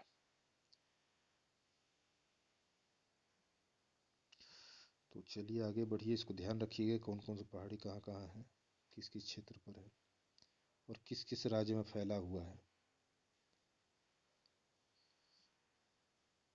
अब प्रायद्वीपीय पठार देख लीजिए। तो मेज की आकृति के समान एक स्थल है, ठीक है। मेज की आकृति मतलब टेबल होता है ना, मेज। तो मेज की आकृति के समान है प्रायद्वीपीय पठार, ठीक है। निर्माण इसका गोंडवाना भूमि के टूटने एवं अपवाह के कारण हुआ है, ठीक है। गोंडवाना भूमि के टूटने एवं अपवाह के कारण। और क्रिस्टलीय आग्नेय शैल और रूपांतरित शैलों के अवयव से इसका जो है मतलब ये बना हुआ है, ठीक है। क्रिस्टलीय आग्नेय शैल से और रूपांतरित शैलों से बना हुआ है। मुख्य भाग जो है मध्य उच्च भूमि और दक्कन का पठार। इसका मुख्य भाग कौन कौन सा है? मध्य उच्च भूमि और दक्कन का पठार। अब अरावली श्रेणी जो मैंने आपको बताया था, अरावली श्रेणी, यहाँ ये अरावली श्रेणी, इसके बारे में आप देख लीजिए। अरावली श्रेणी के बारे में बताया है। विस्तार क्षेत्र इसका गुजरात, राजस्थान, हरियाणा, दिल्ली, ये 4 राज्यों में अरावली श्रेणी का विस्तार है। निर्माण इसका प्री कैम्बियन काल में, ये सब क्वेश्चन पूछता है दोस्तों एग्जाम में, इसको ध्यान रखिएगा। अरावली श्रेणी का विस्तार कहाँ कहाँ है? गुजरात, राजस्थान, हरियाणा, दिल्ली। इसका निर्माण किस युग में हुआ था? प्री कैम्बियन काल में। सबसे प्राचीन पर्वत में से समूहों में से एक माना जाता है विश्व में, भारत में नहीं विश्व में। तो प्री कैम्बियन काल में इसका निर्माण हुआ था। इसकी विशेषता क्या है अरावली श्रेणी की? ये भारत की प्राचीनतम पर्वत श्रृंखला है और विश्व की सबसे प्राचीन पर्वत श्रृंखलाओं में से एक है। सर्वोच्च चोटी इसका कौन सा है? गुरु शिखर। अरावली श्रेणी की सबसे सर्वोच्च चोटी कौन सी है? गुरु शिखर, जो कि राजस्थान में है। 1722 मीटर इसकी ऊंचाई है। भारत में अरावली, विंध्याचल, सतपुड़ा आदि अवशिष्ट पर्वतों के उदाहरण हैं, ठीक है। अवशिष्ट पर्वत मतलब बचे खुचे पर्वत। मतलब अरावली जो है प्राचीन काल में बहुत हिमालय से भी बहुत बड़ा था पर्वत, लेकिन समय आगे बढ़ते बढ़ते इसका अपर्दन हवा, ताप है, बारिश के कारण जो है अपर्दन होते होते अब ये बहुत कम ऊंचाई का बचा रह गया है, ठीक है। तो इसका जो है अब अवशिष्ट भाग ही बचा है। तो वही लिखा हुआ है कि अरावली, विंध्याचल और सतपुड़ा जो है ये अवशिष्ट पर्वतों का उदाहरण है। मतलब ये बहुत प्राचीन है, ठीक है। और धीरे धीरे जो है इनका मतलब इनको जो है अपर्दित होते हुए इसकी ऊंचाई कम होती जा रही है, घिसता जा रहा है, कहने का मतलब बचा खुचा। अवशिष्ट मतलब बचा खुचा, ठीक है। तो इसको ध्यान रखिएगा कि अवशिष्ट पर्वतों का उदाहरण जो है अरावली, विंध्याचल, सतपुड़ा। अब हम पश्चिमी घाट के बारे में देखेंगे। पश्चिमी घाट क्षेत्र कौन सा है? ये क्षेत्र, ये जो क्षेत्र है ये जो है ये पश्चिमी घाट, ठीक है, इसी के बारे में बात करेंगे अब। और ये है पूर्वी घाट, ठीक है, ये क्षेत्र पूर्वी घाट, ये क्षेत्र पश्चिमी घाट। और अरावली क्षेत्र कहाँ था, ये क्षेत्र, ये क्षेत्र जो है ये अरावली हम लोग पढ़ रहे थे, ठीक है, अरावली क्षेत्र। मैप से बता देंगे तो आपको याद रहेगा। तो पश्चिमी घाट अन्य नाम इसका क्या है, सह्याद्री, ठीक है, सह्याद्री। औसत ऊंचाई लगभग 1200 मीटर। सर्वोच्च चोटी पश्चिमी घाट की कौन सी है, अनाई चोटी, ठीक है दोस्तों। सॉरी दोस्तों, मैंने थोड़ा सा यहाँ गलत बोल दिया है, अन्नामलाई यहाँ हमने बोल दिया था कि सर्वोच्च चोटी है, ठीक है, आप इसको सुधार लीजिएगा। अनाई मुडी सबसे ऊंची चोटी है, ठीक है, अन्नामलाई ये पहाड़ी है, ठीक है, इसी की जो सर्वोच्च चोटी है वो अनाईमुडी है, ठीक है, ये केरल में है, ठीक है। पश्चिमी घाट का सर्वोच्च चोटी अनाईमुडी, जो कि दक्षिण भारत की भी सबसे ऊंची चोटी है, केरल में है। 2695 मीटर इसकी ऊंचाई है। इसका विस्तार क्षेत्र पश्चिमी सागर तट के समानांतर है, जो कि गुजरात से तमिलनाडु तक लगभग 1500 किलोमीटर, और तापी नदी के मुहाने उत्तर में से लेकर कुमारी अंतरीप तक दक्षिण में इसका विस्तार है। स्थलाकृति इसका कैसी है, पश्चिमी ढाल तीव्र तीव्र और खड़ा है, और पूर्वी ढाल मंद और सीढ़ीनुमा है, ठीक है। पूछता है कि पश्चिमी ढाल कैसा है, तीव्र और खड़ा है, पूर्वी ढाल मंद और सीढ़ीनुमा है। निर्माण इसका पश्चिमी घाट का किस शैलों से हुआ है, तो बेसाल्ट शैलों से 16 डिग्री उत्तरी अक्षांश तक हुआ है। ग्रेनाइट एवं नीच शैलों से गोवा से दक्षिण तक हुआ है, ठीक है। पश्चिमी घाट का जो निर्माण हुआ है वो बेसाल्ट शैलों से 16 डिग्री उत्तरी अक्षांश तक हुआ है, और ग्रेनाइट और नीच शैलों से गोवा से दक्षिण।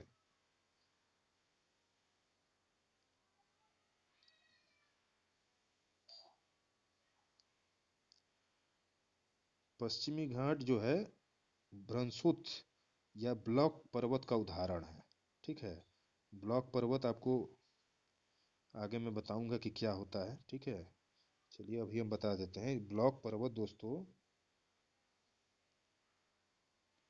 चलिए आगे बताते हैं हम आपको मैप के थ्रू, तब समझ में आएगा, ऐसे नहीं समझ में आएगा। तो इतना ध्यान रखिए कि पश्चिमी घाट जो है वो ब्लॉक पर्वत का उदाहरण है। इसका निर्माण अरब सागर में अपसंवलन द्वारा हुआ है, ठीक है, अरब सागर में अपसंवलन द्वारा हुआ। नल्ला मलाई पहाड़ियाँ अवस्थिति कृष्णा एवं पेन्नूर नदियों के मध्य आंध्र प्रदेश में। पूर्वी घाट की पहाड़ी से पूर्वी तटीय मैदान के समानांतर महानदी, जो कि उड़ीसा से नीलगिरी की पहाड़ियों के मध्य विस्तृत। तो नल्ला मलाई पहाड़ी की बात हो रही है, इसकी अवस्थिति कहाँ है, कृष्णा एवं पन्नेरू नदियों के मध्य। पूर्वी घाट की पहाड़ी में पूर्वी तटीय मैदान के समानांतर महानदी से नीलगिरी की पहाड़ियों के मध्य विस्तृत है। नीलगिरी पहाड़ियाँ, नीलगिरी पहाड़ियाँ जो कि साउथ में मैंने आपको दिखाया था, ये देखिए ये नीलगिरी पहाड़ियाँ हैं, ये नीलगिरी पहाड़ियाँ हैं, ठीक है।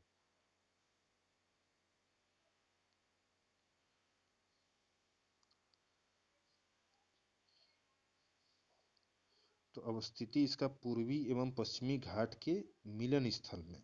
तो नीलगिरी की पहाड़ियाँ में जो है दोस्तों पूर्वी एवं पश्चिमी घाट के मिलन स्थल है। कहाँ है, पूर्वी एवं पश्चिमी घाट का मिलन स्थल पूछता है कहाँ है, तो नीलगिरी पहाड़ियाँ। इसकी सर्वोच्च चोटी का नाम क्या है, दोद्दा बेटा, जो कि 2637 मीटर है, और ये दक्षिण भारत के दूसरी सर्वोच्च ऊंची चोटी है, ठीक है, दूसरी। पहला अभी मैंने आपको बताया था अनाई मुंडी। अब देखें सतपुड़ा श्रेणी, ठीक है, इसकी क्या विशेषता है, ये दक्कन पठार का एक भाग है सतपुड़ा श्रेणी, ठीक है। इसकी सर्वोच्च चोटी का नाम है धूपगढ़, ठीक है, ये पंचबड़ी में स्थित है। सतपुड़ा दोस्तों बहुत इंपॉर्टेंट पर्वत श्रृंखला है। ठीक है, ये कहाँ है? दक्कन पठार का एक भाग है। इसकी सर्वोच्च चोटी कौन सी है? धूपगढ़, जो कि पंचमढ़ी में स्थित है। इसका विस्तार क्षेत्र मध्य प्रदेश और महाराष्ट्र में है। ठीक है, सतपुड़ा श्रेणी का विस्तार मध्य प्रदेश और महाराष्ट्र में है। और सबसे इंपॉर्टेंट बात, नर्मदा नदी उत्तर में है, सतपुड़ा के दक्षिण में ताप्ती नदी बहती है। ठीक है, सतपुड़ा पर्वत के उत्तर में नर्मदा नदी, दक्षिण में ताप्ती नदी बहती है। ध्यान रखिएगा। और देखिए, ये भारत के मैप के हिसाब से देख लीजिए, ये सतपुड़ा पर्वत श्रेणी का पूर्वी भाग, ठीक है, इसको मैकाल श्रेणी कहा जाता है। मैकाल श्रेणी सतपुड़ा पर्वत श्रेणी का पूर्वी भाग, जो कि छत्तीसगढ़ में है। गड़जात पहाड़िया, जो कि उड़ीसा राज्य में स्थित है। ध्यान रखिएगा, सब जगह को बताया गया है मैप में, आप इसको ध्यान रखिएगा। महादेव पहाड़िया सतपुड़ा पर्वत श्रेणियों का भाग है मध्य प्रदेश में। रामगिरी की पहाड़िया आंध्र प्रदेश के चित्तूर जिले में स्थित है। शिवराय पहाड़िया तमिलनाडु के सलेम कस्बे के निकट अवस्थित है। और कार्डमम, जो कि सबसे दक्षिण में है, ये केरल के दक्षिण पूर्वी हिस्से तथा तमिलनाडु के दक्षिण पश्चिमी हिस्से में अवस्थित है। अब पर्वत चोटियां देख लेते हैं। पर्वत चोटियां, माउंट एवरेस्ट। ठीक है, अवस्थिति माउंट एवरेस्ट मैंने आपको बताया कहाँ है, भारत में नहीं है, नेपाल में है। ठीक है, माउंट एवरेस्ट जो कि सर्वोच्च, दुनिया की सर्वोच्च चोटी है, इसकी अवस्थिति कहाँ है? नेपाल में। ये विश्व का सर्वोच्च पर्वत शिखर है। इसकी ऊंचाई 8,848.86 मीटर है। दूसरा केटू।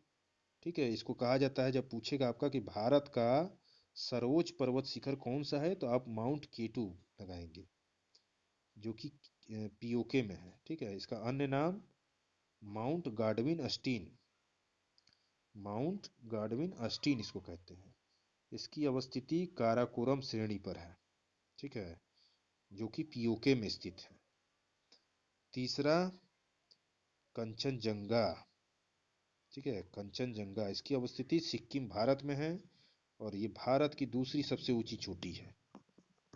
प्रश्न पूछेगा कि भारत में स्थित, तो कंचनजंगा मारेंगे। ठीक है, और ये भारत की दूसरी सबसे ऊंची चोटी है। ऊंचाई इसकी 8,598 मीटर। फिर नंदा देवी की बारी आती है। नंदा देवी भारत की चौथी सबसे ऊंची चोटी है। संपूर्ण क्षेत्र नंदा देवी राष्ट्रीय उद्यान घोषित। ऊंचाई 7,816 मीटर।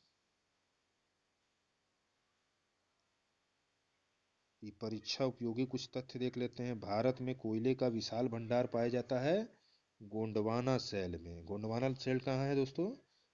झारखंड में। ठीक है, करेवा भू आकृति पाई जाती है कश्मीर हिमालय में। करेवा भू आकृति कहाँ पाई जाती है? कश्मीर हिमालय में।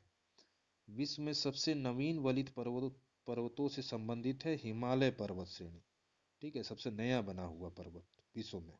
ठीक है, विश्व में सबसे नवीन मतलब नया वलित पर्वतों से संबंधित है हिमालय पर्वत श्रेणी। खाद्य एवं कृषि संगठन द्वारा कुट्टानाड की खेती को घोषित किया गया वैश्विक महत्वपूर्ण कृषि विरासत प्रणाली। चलिए आगे बढ़िए। ये भारत की प्रमुख चोटियां हैं, एक बार दोस्तों देख लीजिए। ठीक है, क्या क्या है? ग्रेसर बूम, ये प्रमुख चोटियां हैं। सालतारो कांगड़ी, बद्रीनाथ, नंदा देवी, नोकरेक, कंचनजंगा, सारामती, ब्लू पीक, पारसनाथ। ठीक है, इधर देख लीजिए, बोर्ड पीक।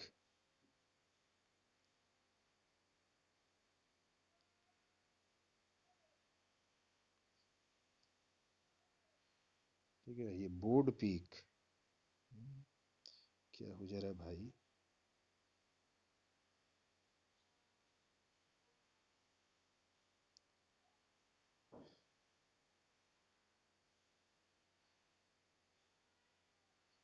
ठीक है, नंगा पर्वत, boat peak, कार्डविन Austin, Guru Shikhar, Aravalli की ऊंची चोटी है, गुरु शिखर, धूपगढ़, मलयगिरी, गोरखनाथ, कलसूबाई, महाबलेश्वर, महेंद्रगिरी, ये सब जगह जहाँ जहाँ है इसको आप देख लें, एक बार आपको याद हो जाएगा। ठीक है, महाबलेश्वर, कलसूबाई, ब्रह्मागिरी, अनाईमुडी, कुंद्रेमुख, दोद्दा बेटा, अगस्त मलाई। ठीक है, इसको आप ध्यान रखिएगा, ये सब चोटियाँ हैं। अब देखेंगे भारत की प्रमुख घाटियाँ। तो कुल्लू घाटी, अब हम लोग घाटी देख रहे हैं दोस्तों। ठीक है, प्रमुख घाटियाँ। कुल्लू घाटी कहाँ अवस्थित है? धौलाधर और पीर पंजाल श्रेणियों के मध्य, हिमालय में ही जो है धौलाधर और पीर पंजाल श्रेणियां हैं, उसके मध्य जो है हिमाचल प्रदेश में जगह है। ठीक है, वहीं पे कुल्लू घाटी स्थित है। किनके बीच में? धौलाधर और पीर पंजाल श्रेणियों के मध्य है कुल्लू घाटी। जुक्कू घाटी कहाँ अवस्थित है? नागालैंड में। नेलांग घाटी भारत चीन सीमा के निकट उत्तराखंड में स्थित है।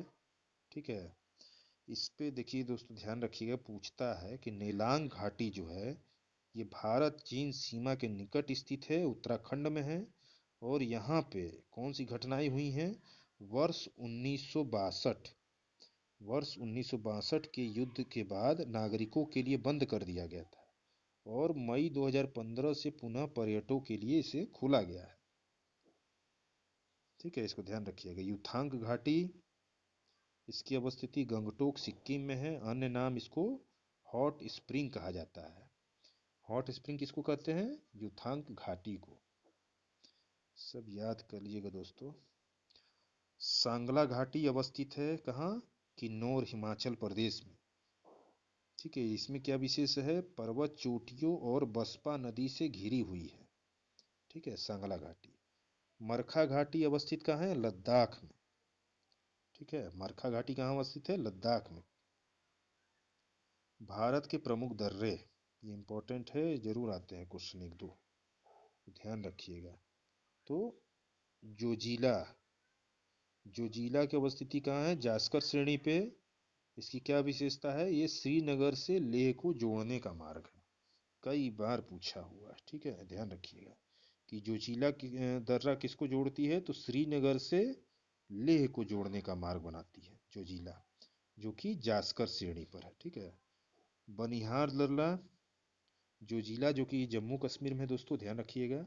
बनिहाल दर्रा ये जवाहर सुरंग की अवस्थिति है, मतलब ये जवाहर सुरंग पर ही स्थित है बनिहाल दर्रा। ठीक है, ये जम्मू से श्रीनगर जाने का मार्ग बनाती है। ठीक है, ये जम्मू से श्रीनगर अगर आप जाना हो तो बनिहाल दर्रा से आप जाएंगे। ठीक है, ये सब जम्मू कश्मीर का है। ठीक है, जो जिला बनिहाल। अब आएगा पीर पंजाल। पीर पंजाल की अवस्थिति जम्मू कश्मीर है। ठीक है, कुलगांव से कोठी जाने का मार्ग है। ठीक है, पीर पंजाल से कुलगांव से कोठी जाने का मार्ग है।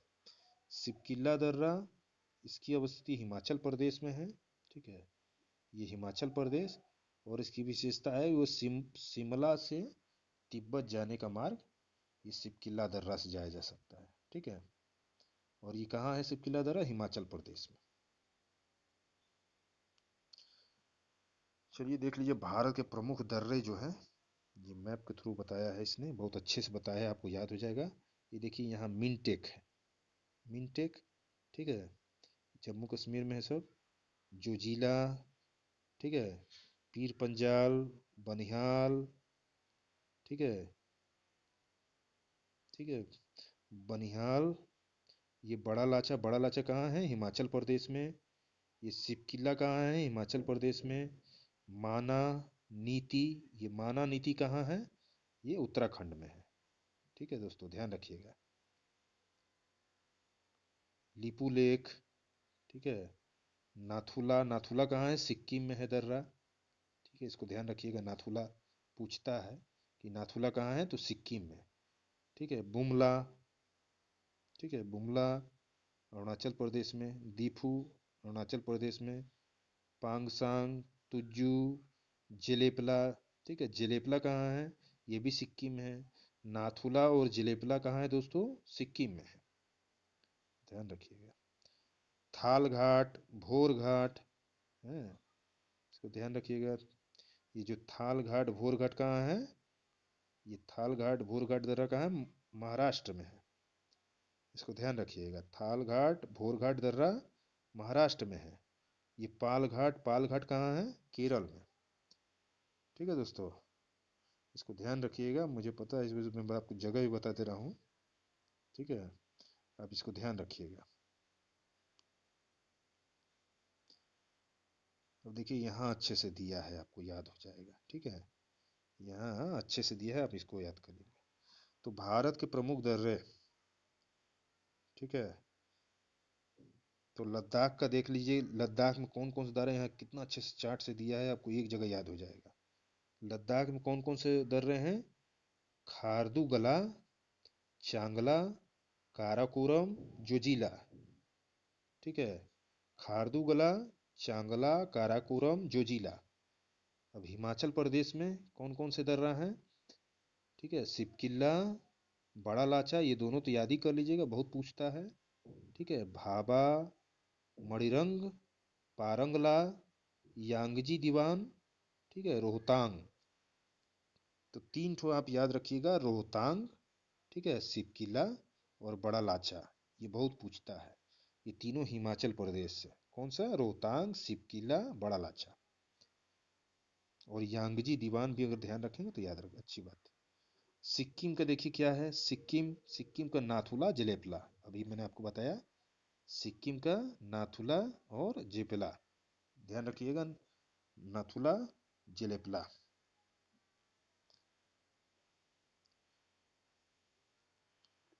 अब देखिए क्या है जम्मू कश्मीर का, देखिए जम्मू कश्मीर में दो ठो, पीर पंजाल और बनिहाल। पीर पंजाल और बनिहाल किसका है, जम्मू कश्मीर का दर्रा है, पीर पंजाल और बनिहाल। उत्तराखंड देख लीजिए, उत्तराखंड में मुलिंगला, नीति, कुंगरी भिगरी, रालाम, सिरला, नामा, लीपुलेख, माना, मुलिंगला। तीन ठो आप ध्यान रखिएगा दोस्तों। ठीक है, तीन ठो इंपॉर्टेंट है, एक माना, नीति, लीपुलेख, ये तीनों पूछता है उत्तराखंड का। ठीक है, तो माना, नीति, लीपुलेख उत्तराखंड के दर्रा है। आगे देखिए, उत्तराखंड के प्रमुख दर्रे, लीपुलेख दर्रा, ठीक है, ये भारत चीन सीमा पर अवस्थित है, ये बहुत इंपॉर्टेंट है, ध्यान रखिएगा। ठीक है, लीपुलेख दर्रा, जो कि अभी मैंने बताया था आपको, भारत चीन सीमा पर अवस्थित है। 1962 में इसको बंद कर दिया गया था, 2015 में इसको खोला गया है। ये माना दर्रा, ये भी उत्तराखंड का दर्रा है, इसकी अवस्थिति भारत और तिब्बत के मध्य है। अन्य नाम चिरबितियाला या डुंगरीला। विस्तार इसका नंदा देवी बायोस्फीयर रिजर्व से जास्कर श्रेणी के पूर्वी छोर तक।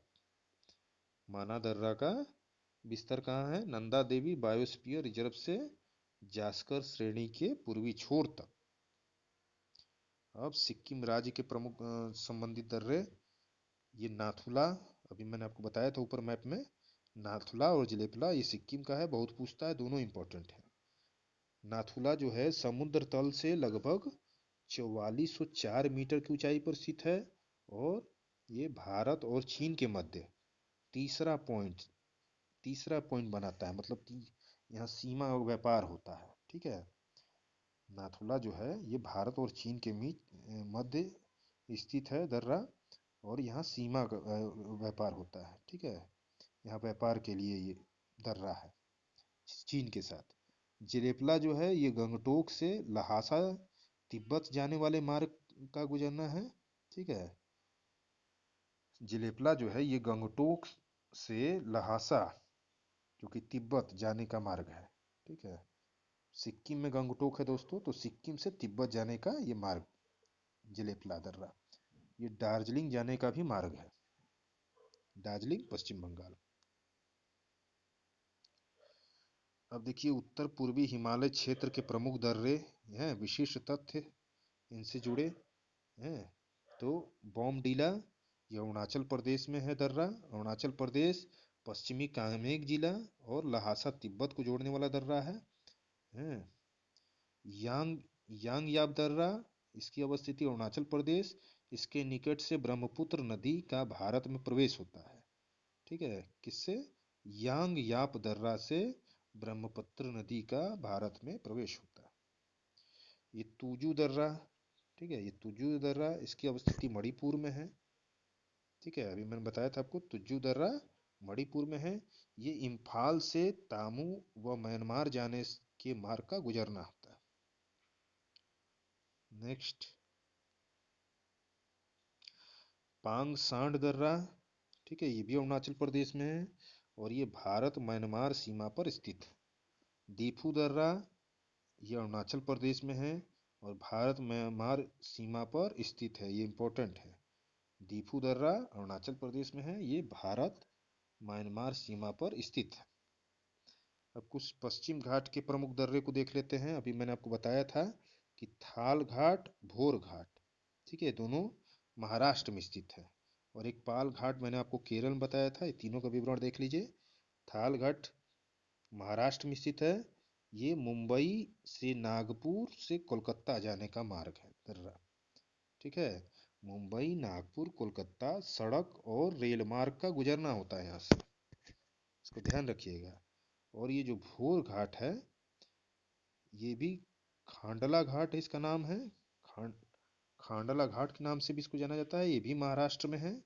ठीक है, और ये मुंबई पुणे, ठीक है, मुंबई पुणे बेलगांव चेन्नई रेलमार्ग व सड़क मार्ग का गुजरना होता है इससे। ठीक है, ध्यान रखिएगा। तो ये दोनों थाल घाट, भोर घाट दर्रा, ये ध्यान रखिएगा महाराष्ट्र से है। ठीक है, एक मुंबई से कोलकाता जाता है थाल घाट। ठीक है, मुंबई से कलकत्ता थाल घाट दर्रा से जाया जा सकता है और मुंबई से चेन्नई भोर घाट से। और पाल घाट ये केरल में है, इसको पलक्काड़ गैप भी कहा जाता है। और ये कालीकट से इंदौर तक, ठीक है, कालीकोट, त्रिचूर, कोयम्बटूर, इंदौर रेल मार्ग एवं सड़क मार्ग का यहाँ से गुजरना होता है। आइए कुछ परीक्षा उपयोगी तथ्य देख लेते हैं। तो नीलगिरी और अन्नामलाई पर्वत श्रेणियों में स्थित दर्रा है पाल घाट दर्रा। ठीक है, जो केरल में है। नीलगिरी और अन्नामलाई पर्वत श्रेणियों में स्थित दर्रा है पाल घाट दर्रा। भारत चीन युद्ध 1962 के दौरान बंद किए गए जिस दर्रे को 6 जुलाई 2006 को भारत और चीन के बीच व्यापार बढ़ाने के लिए पुनः खोला गया, वह है नाथुला दर्रा। ठीक है, नाथुला नाथुला दर्रा, इसको नथुनी से याद रखिएगा कि भारत चीन सीमा पर स्थित है।